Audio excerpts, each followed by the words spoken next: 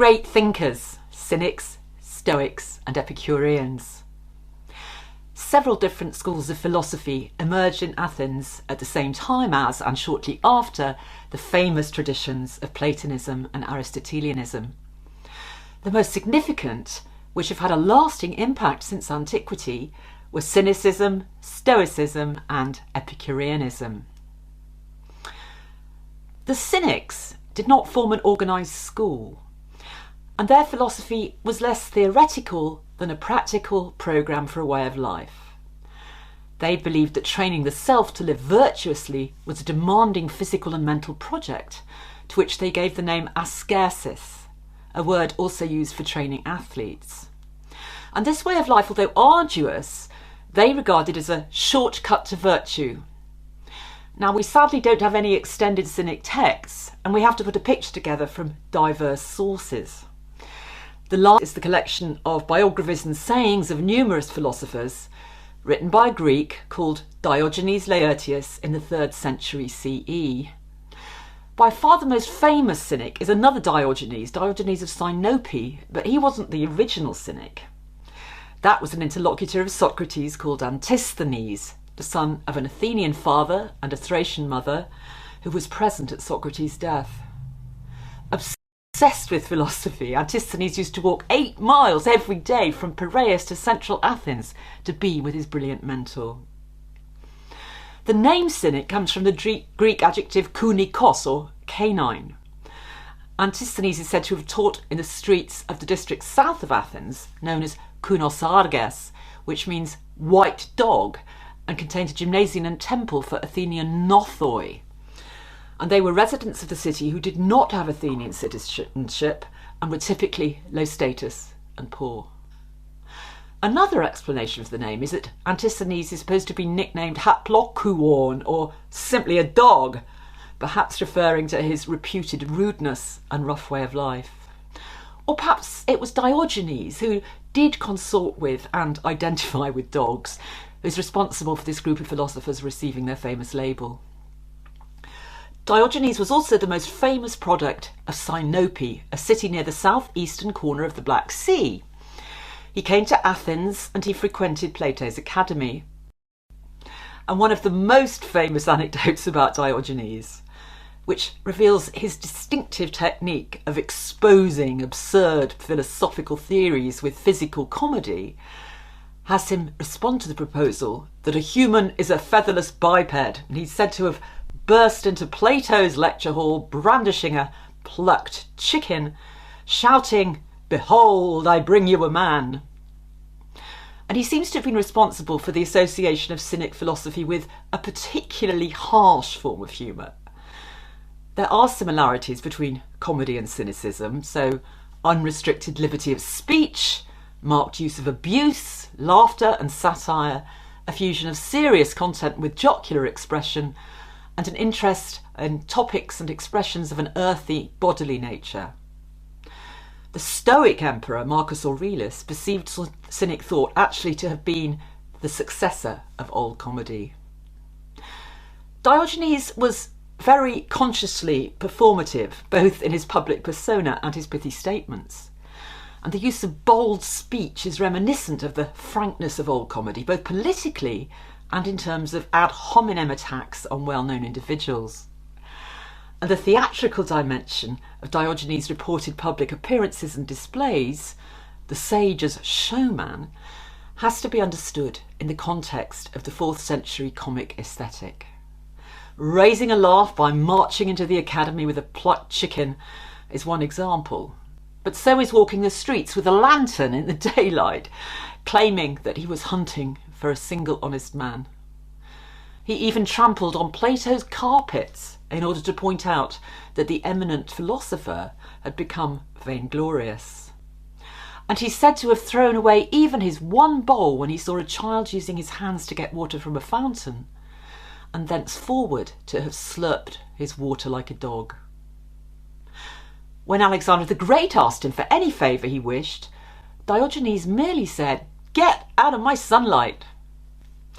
So all these scripted episodes have a self-conscious staginess in which the personality of the witty ascetic makes him the protagonist in a social performance event. Diogenes was held to have evolved his Cynic moral system partly in reaction to the dubious financial activities of his father, a wealthy banker of Sinope involved in a counterfeit coinage scandal. We don't have any definite information, sadly, as to whether his public comic performances began in the streets, storage jars and marketplaces of Sinope before he migrated to Athens. There was probably an association between Sinope, though, and the snarling, caustic humour of Cynicism. One of his reported riposts actually uses cynic and possibly self-referential synopic humour in order to imply that Sinope was an undesirable backwater. When a detractor commented on the undesirability as a fatherland of Sinope, and even stressed that Diogenes' former compatriots had exiled him, the philosopher responded, "And I condemned them to stay where they were." Sinope also produced several famous comic writers and actors, and the humorous outlook of Sinope's inhabitants has been seen as a natural response of colonial frontiersmen to life at the very limit of civilization. That scornful humour was Sinope's peculiar talent, the only one of which she gives any great literary evidence. Cynic ethics were based on the belief that virtue is a life lived in accordance with nature. Nature itself, especially other animals, show us how to live our best life, which has to be rational, self-sufficient and free. And this picture by Edward Landseer responds by enacting the Alexander and the sunlight anecdote using actual dogs. Society and its conventions, especially the pursuit of money and glory, and the institutions of the family, religion, social hierarchies and the city-state jeopardise freedom and self-sufficiency and are often absurd and irrational, says the Cynic. You become free by renouncing society, codes of conduct and etiquette, by embracing poverty and vagrancy and speaking your mind. Shame is to be renounced because it's a social convention. The instinctive physical body is nothing to be ashamed of, so it's just fine to eat, drink, urinate and masturbate out of doors, even in the streets and marketplace. The only thing to be ashamed of is not living in freedom and rationally like a cynic. This concept of freedom did include eleutheria, or personal liberty, but it also accommodated self-sufficiency, that's autarkia, because you cannot be free if you're dependent on anyone else. Also, parousia, or freedom of speech, even to the point of risk-taking by being politically subversive or offending powerful figures like Alexander. And this was a distinctive feature of cynicism because most other types of philosopher did enjoy the patronage of royalty. Plato, who accepted the hospitality of the Sicilian tyrant Dionysius II of Syracuse, one day saw Diogenes washing lettuces and said to him, "If you paid court to Dionysius, you wouldn't be washing lettuces now." But Diogenes retorted, "If you had washed lettuces, you wouldn't have paid court to Dionysius." He meant that if you practiced the Cynic lifestyle, you would never compromise your freedom and your self-sufficiency by sucking up to a ruler. Freedom also entailed renouncing your attachment to your city-state and becoming a cosmopolitan in the original sense of the word, and that's a citizen of the cosmos, or whole natural universe. When Diogenes was asked where he came from, he said neither Sinope nor Athens, but "I am a cosmopolites."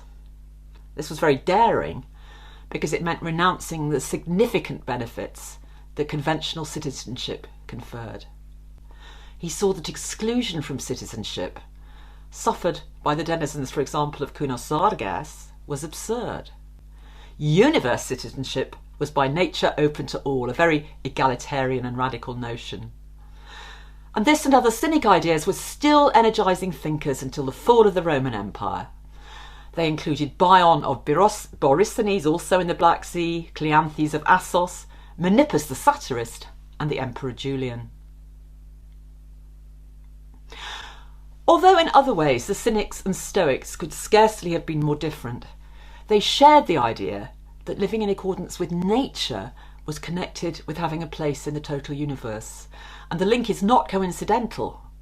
It reflects the direct genealogical link between the Cynics and the Stoics. One of Diogenes' most eager Cynic students was the great philosopher Crates of Thebes. He was born in around 365 BCE in Thebes. He inherited a large fortune, which he's said to have renounced to live a life of Cynic poverty. Crates was enthused by Aristotle, though. He read the whole of Aristotle's inspiring exhortation to philosophy, actually once read it from end to end in a shoemaker's shop at Athens, where he'd moved to become Diogenes' student. And Crates' wife Hipparchia was also a famous philosopher. Crates became the teacher of Zeno of Kition, who founded Stoicism. Zeno was a Cypriot whose love of philosophy began when he asked an oracle how he could achieve his best life, and the god answered that he should take on the complexion of the dead. So he studied dead authors. He became a rich merchant, and he was once shipwrecked in Athens. And there he went to a bookshop, and he read the account of Socrates in Xenophon's Memorabilia. And he was so impressed by Socrates that he asked the bookseller where on earth he could find a man like him. And the bookseller pointed out Crates. So Zeno signed up with him for philosophy lessons. And this explains the several core notions shared by Cynicism and Stoicism. Both schools regarded virtue as living in accordance with nature. They saw it as a sufficient condition for happiness, and they thought that it could be acquired through strict self-training and self-denial. They also both encouraged their members to be indifferent to external affairs, although in practice Stoics were usually deeply engaged in business or politics. Some Stoics admired the Cynics but saw Cynicism as a very extreme practice, which most people actually couldn't take up satisfactorily. So the Cypriot Zeno lived between about 334 and 262. He came from Kition and was probably, like many Cypriots, partly of Phoenician descent, and certainly other philosophers sometimes said that his philosophical ideas had a flavour of the Phoenician character about them. He taught his new offshoot of Cynicism in the painted Stoa at Athens from about 300 BCE. At first his disciples called themselves Zenonians, were only later known as Stoics.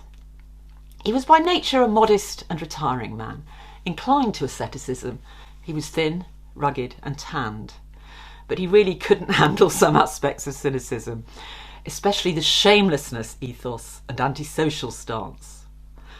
Crates tried to cure him. He made Zeno walk through an elegant district of Athens carrying a pot of lentil soup, but Zeno was ashamed and tried to keep it hidden. Crates smashed the pot so the soup ran down his legs. But Zeno was concerned with appearances and how conventional members of society viewed him. And in this regard, Stoicism fundamentally differed from Cynicism, because Zeno really wasn't a cynic. He didn't refuse to consort with monarchs. His admirers included Antigonus II Gonatas of Macedonia, who visited him often. And similarly, Cleomenes of Sparta hired the Stoic philosopher Sphaeros to advise him. Nor did Zeno reject membership of a city-state, staying a loyal citizen of Kition, where he was feted and where he contributed to the restoration of its baths. And patriotism was a core element of later Stoicism, especially at Rome. And Zeno also enjoyed food and drink, but he did dislike pompous speech-making and large gatherings. He was also pungently witty. One day he ate with a greedy gourmand who ate everything on the table. So when a very large fish was served, Zeno picked it up, and he seemed about to scoff it whole. When the glutton looked at him askance, Zeno asked, "What do you suppose those who live with you feel like every day if you can't put up with my gourmandism in this single instance?" And to a youth who was spouting nonsense, he said, "The reason why we have 2 ears and only 1 mouth is that we may listen the more and talk the less."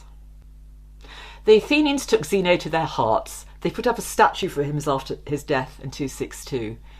And he brought his death on himself deliberately, it was said, by holding his breath. The inscription read, Zeno of Kition, son of Manassias, has for many years been devoted to philosophy in our city. He's continued to be a man of worth in all other respects, exhorting us to virtue and temperance, or those of the youth who came to him to be taught, directing them to what is best, affording to all in his own conduct a pattern for initiation in the perfect consistency with his teaching.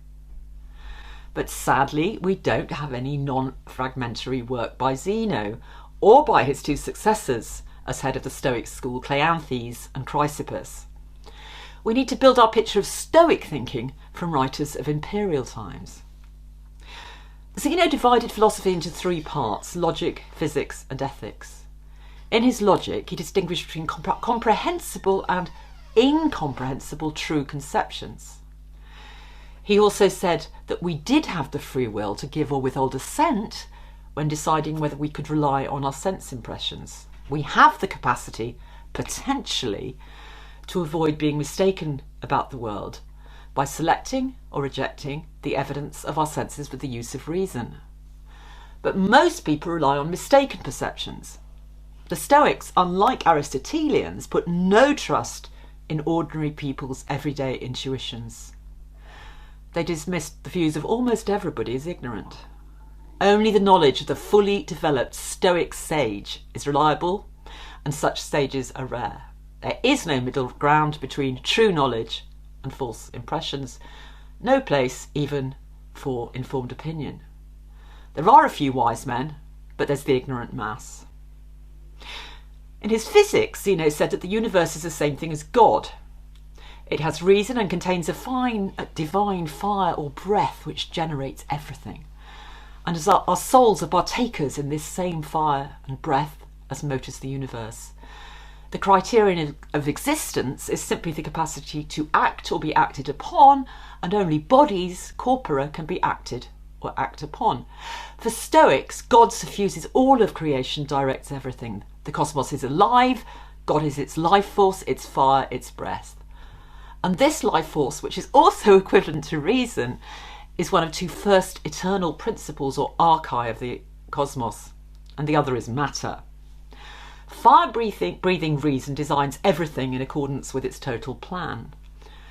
And some scholars see this in a biological way as a seed or sperm and say it was a corporealist philosophy, where the Epicureans, as we shall see, were materialists who saw matter as the fundamental constituent of the universe.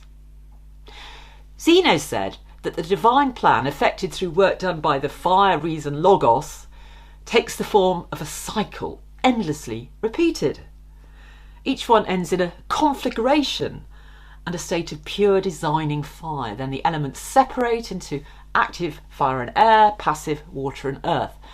The active elements in combination make the breath that animates organic life, and the detailed development of the cosmos ensues until the next conflagration. Each stage is inevitable given its antecedent causes. There's only one way in which can happen. This system is determinist. The principle of inevitability is also identical with fate or fatum. And in his ethics, Zeno said there's only one thing we should aim at, and that's happiness. And he agreed with the Cynics that this can be achieved by training, ascesis, in understanding what's good for us and exercising our own correct reason aligned with the universal reason or logos. An unpleasant sensation is, he said, a disturbance of the mind going against reason and against nature. We should aim at the appropriate action, which he called a katherkon. He said there are four negative emotions, and they're desire, fear, pleasure and pain, and they need to be fended off with the use of reason. He wrote numerous treatises, most famously his Republic, which seems to have described his ideal Stoic society built on reason. One of the biggest challenges the Stoics wrestled with was this: how much free will is there if the development of the universe is predetermined by fate? And the Stoic who considered this in detail was Chrysippus, the third head of the Stoic school at Athens, and his teacher Cleanthes, the second head, had been taught by Zeno himself. Chrysippus proposed that there were two different kinds of cause some of which entail fate, that's complete or primary causes, and some of which do not, and they're auxiliary or proximate causes. And to try to explain this, he produced his image of a person's character as a cylinder. Antecedent causes give us things to react to and work like someone giving an inert cylinder a push. Where the cylinder goes is partly dependent on the nature of the push, but it's also partly dependent on its own shape. And in the same way, the shape of your individual character will affect how you respond to everything that has ever happened to you. Your decisions are your own.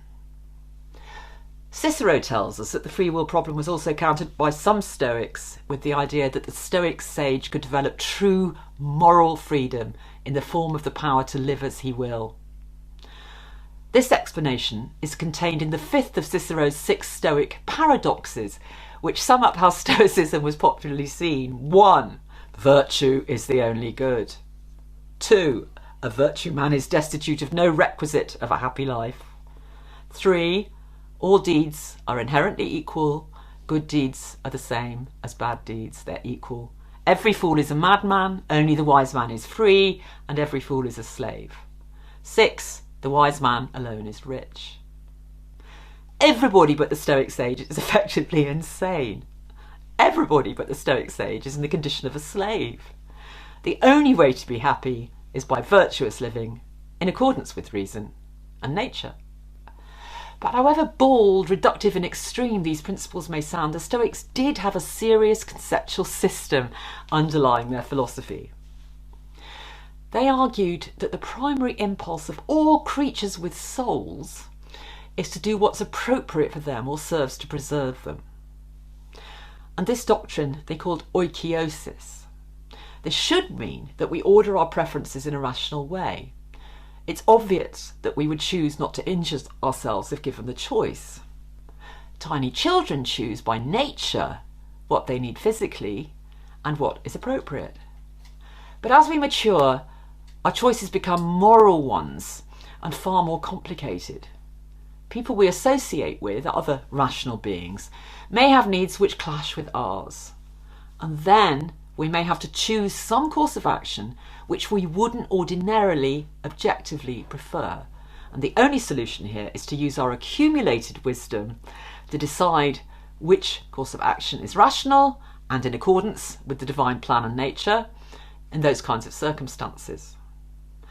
If the circumstances are extreme enough, for example, choosing to commit suicide can well be in agreement with reason.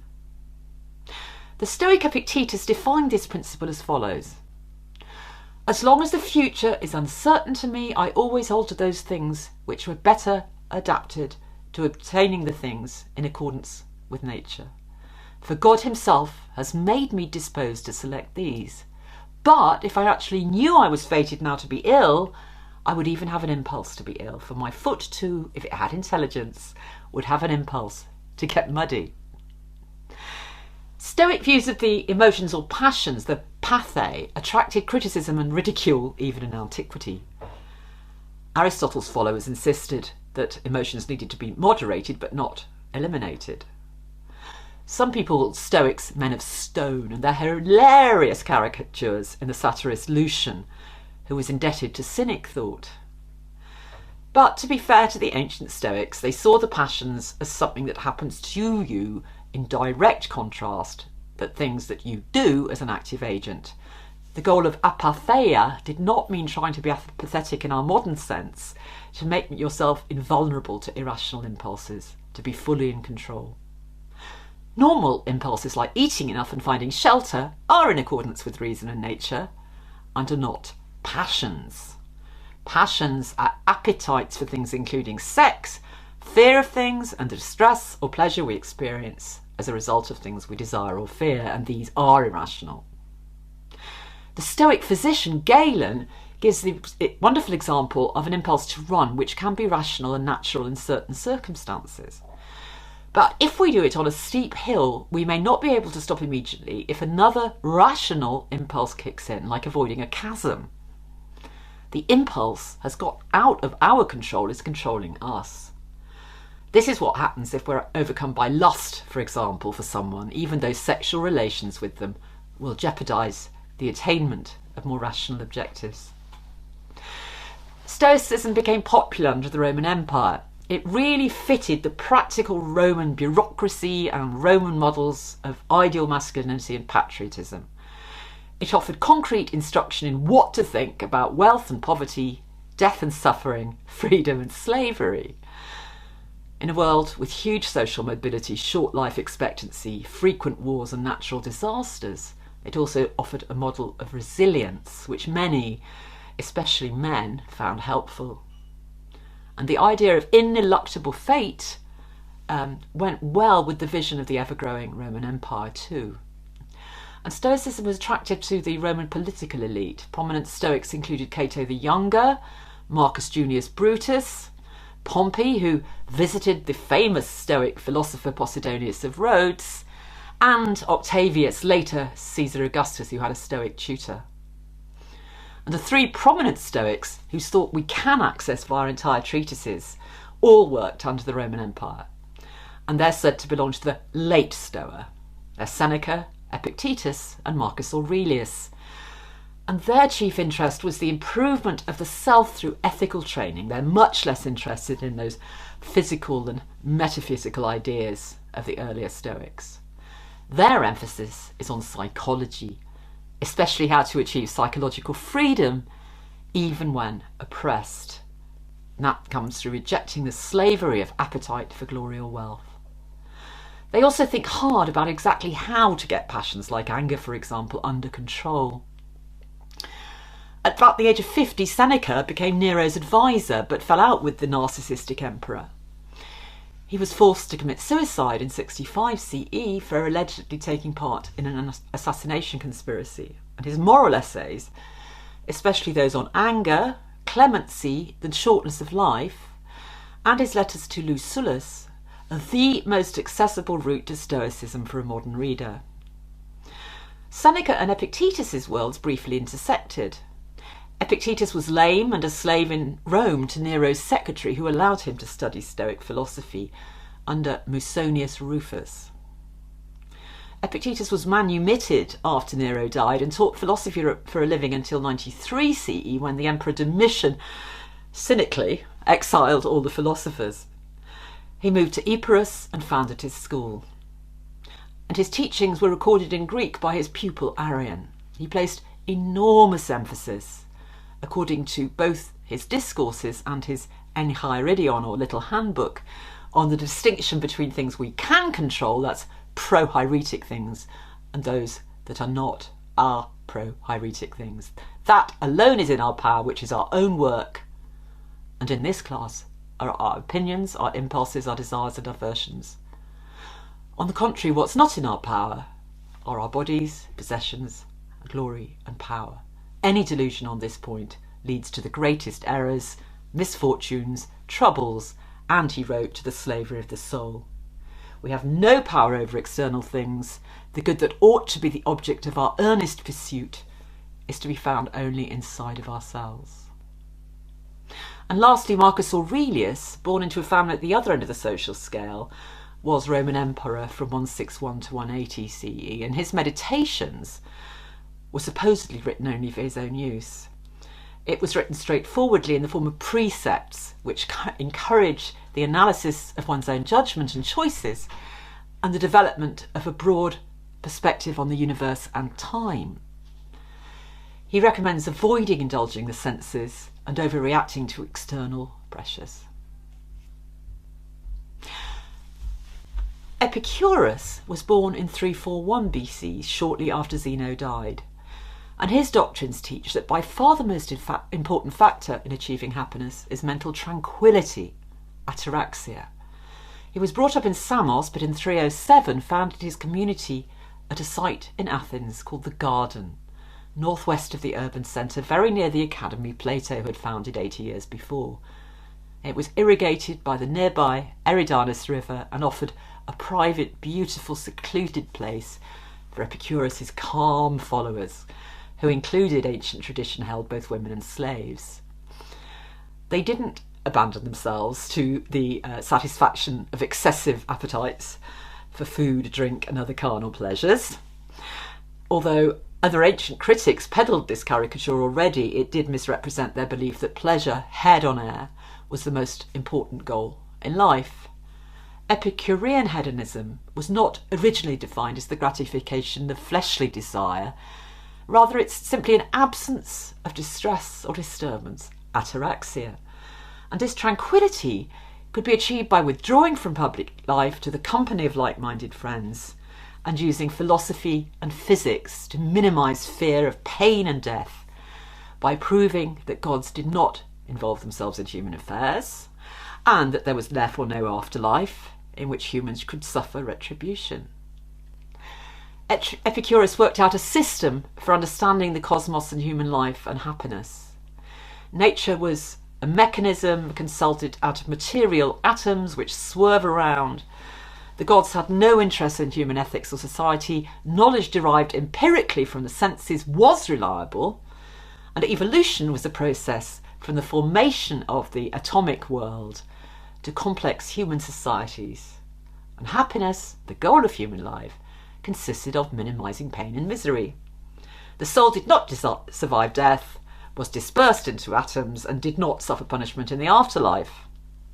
Fear of death dogged attempts at human happiness, so freeing humans of fear of death would allow them to pursue pleasure if they also avoided sources of anxiety, like involvement in public affairs.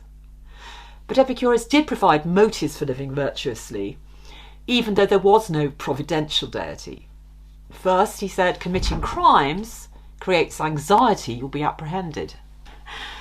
But more importantly, he defined justice, or the right way of doing things, as the making and keeping of contractual relationships with all other humans, guaranteeing neither to inflict nor to suffer any reciprocal harm. And third, living the pleasurable and pain-free life is incompatible with imprudence, dishonour and injustice. Practical wisdom, phronesis, is the most important virtue, and it will allow you to avoid crime, keep your promises and do no harm.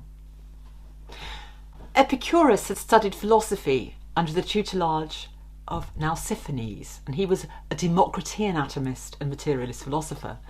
Democritus had proposed that a proper materialist understanding of the universe could stop us feeling terrified by anything. That principle is athambie, fearlessness.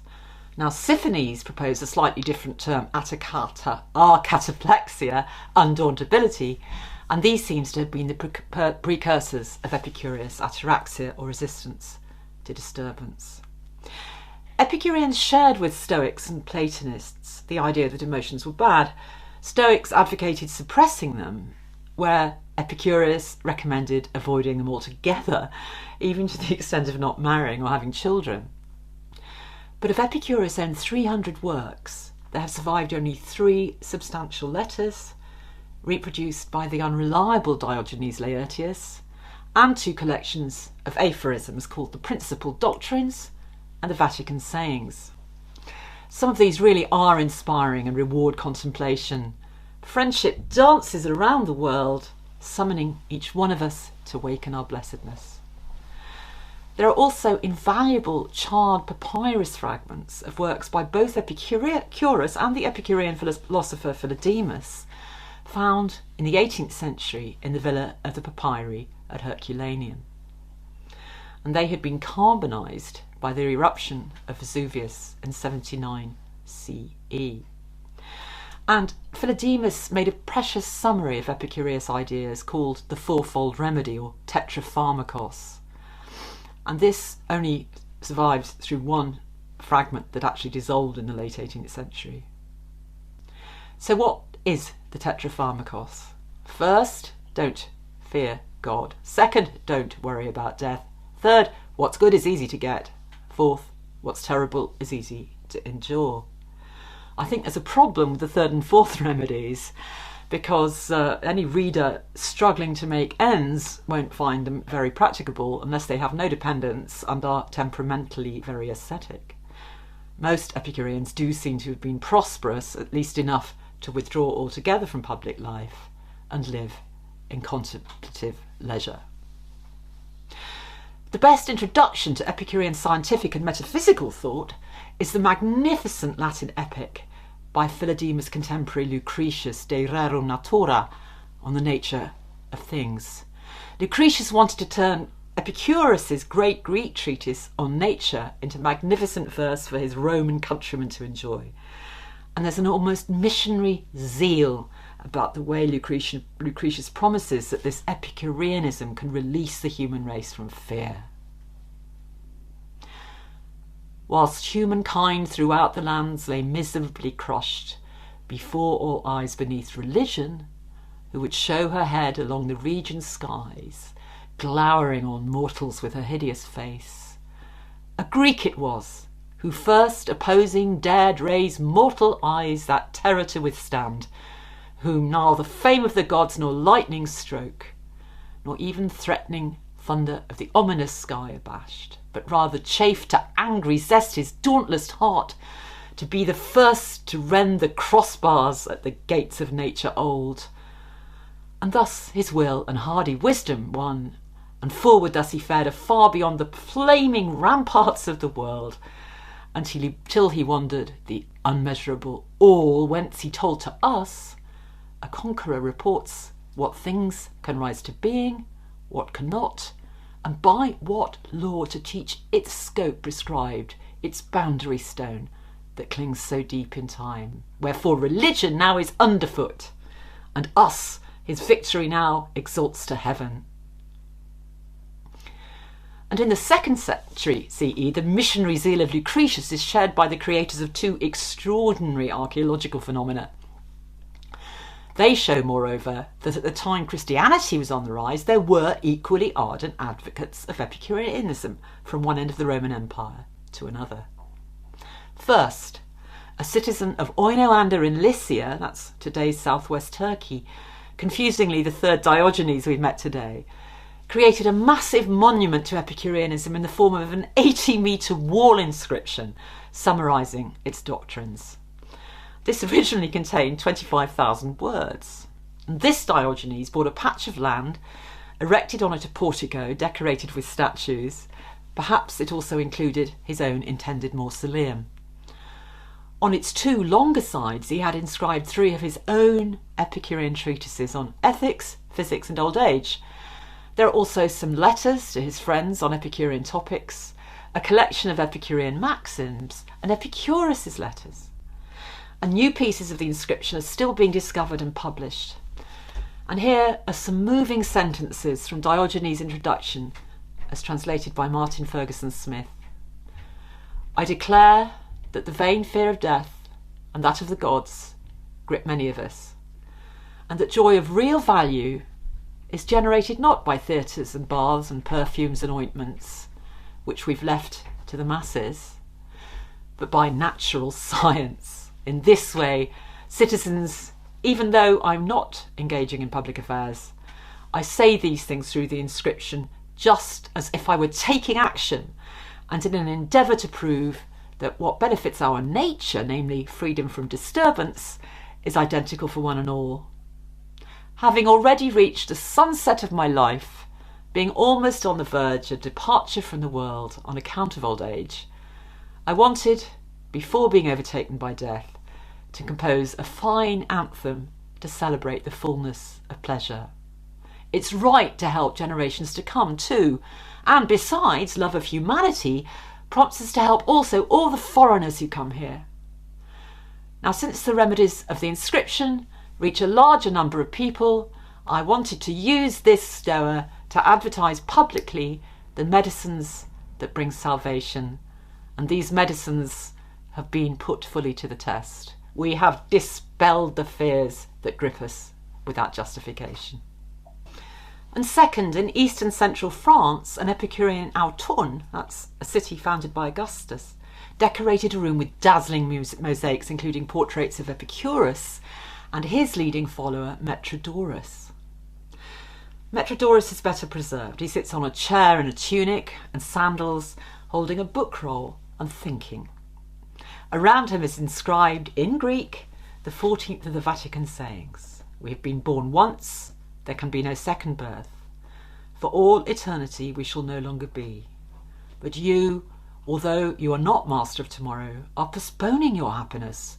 We waste away our lives in delaying, and each of us dies then without having enjoyed leisure. Epicurus has survived less intact, but the maxim around him is attested elsewhere. It's impossible to live pleasantly without living wisely and honourably and justly. It's impossible to live wisely and honourably and justly without living pleasantly. The other identifiable figure is the archaic Greek lyric poet Anacreon, famous for his songs about love affairs and drinking parties. Some Epicureans, at least, do not seem to have avoided the pleasures of sex, even if they eschewed the responsibilities of marriage and children. I can't leave the great thinkers of antiquity without briefly mentioning a fourth additional tradition called Scepticism, founded by Pyrrho of Elis. He was born about 360 BCE, but this remained a much less familiar school, confined to esoteric intellectual circles, and we know little about its evolution in the Hellenistic era. The chief target of the ancient skeptics seems to have been the dogmas of the Stoics.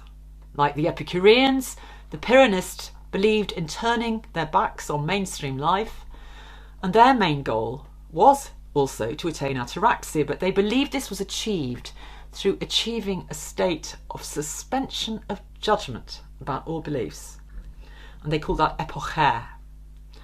A chief method was to collect arguments on both sides of controversy until the arguments on each side have achieved equal force, isosthenia. And at this point, a Pyrrhonist can infer that the disagreement on the subject actually can't be resolved, and so the only appropriate response is to suspend judgment altogether. Epoché can become the habitual response to controversy, allowing the sceptic to become free of aggravation and achieve ataraxia. And in the mid-3rd century, the 6th head of Plato's Academy, Arcesilaus of Pitani, applied to Plato's work some of the methods of scepticism, especially its extreme doubt that epistemological certainty could be achieved, either from evidence produced by our senses or deduced by our mind. So he actually developed a different branch of scepticism known as academic scepticism. And Cicero, who was trained in it, saw it as in effect reviving the authentic question and answer method of Socratic elenchus itself. But Arcesilaus was the ultimate sceptic. He refused to accept even his own conclusion. He did not claim to know for certain that nothing could be known for certain. Now, this kind of arcane thinking never really did take off. But in Rome, in 155 BCE, the academic sceptic Carneades famously or notoriously addressed a crowd of thousands one day, argued that justice was a genuine good in its own right. But the next day, he argued against the proposition that it was in an agent's interest to be just, in terms every bit as convincing. And this dazzling display of dialectical skill, together with the suspension of philosophical culture and the suspicion of it, generated a conservative backlash against all Greek philosophers led by Cato the Elder, and that lasted for more than a century. So, which dish will you choose from the rich banquet of ancient Greek philosophy? Are you a cynic with a capital C, a witty but anarchic, antisocial animal admirer who wants to bark at human folly? Are you a Stoic who thinks self-control, austerity, rationality and a resilient acceptance of fate are the keys to a satisfactory life? Epicureanism still appeals to many, as it did indeed to Thomas Jefferson, Nietzsche, Marx and the poet Tony Harrison. That's a scientific outlook, repudiation of providential deities or life after death, rejection of public life at least as it's conventionally constituted, and a commitment to savouring pleasure. Or perhaps you're a sceptic and you can identify holes in every doctrine ever held by any other philosopher. One thing is sure, when it comes to ancient Epicureanism and especially Stoicism, there are plenty of modern organisations devoted to promulgating what are presented, sometimes wildly inaccurately, as their views. And the therapeutic aspect of these ancient schools of thought has inspired self-help authors like Dale Carnegie, experiments in meditation, mindfulness, cognitive behavioural therapy, discussion of military ethics, and events such as the Live Like a Stoic Week. Regular attendees of these Gresham lectures will know that I personally find more useful the humane virtue ethics of Aristotle the Peripatetic. These don't require any fundamental changes in my working life, domestic arrangements, or civic membership. But we are all different. The thing that still amazes me is that the ancient world developed so many alternative ethical models and approaches to living one's best life. Diogenes, Zeno, Epicurus and Pyrrho all made their marks in Athens, like Plato and Socrates and Aristotle, but they also brought fresh ideas and approaches from the edges of the far wider Greek diaspora, and they did it more than 2,000 years before the European Enlightenment began to make it possible once again to discuss morality without reference to any god whatsoever. Thank you.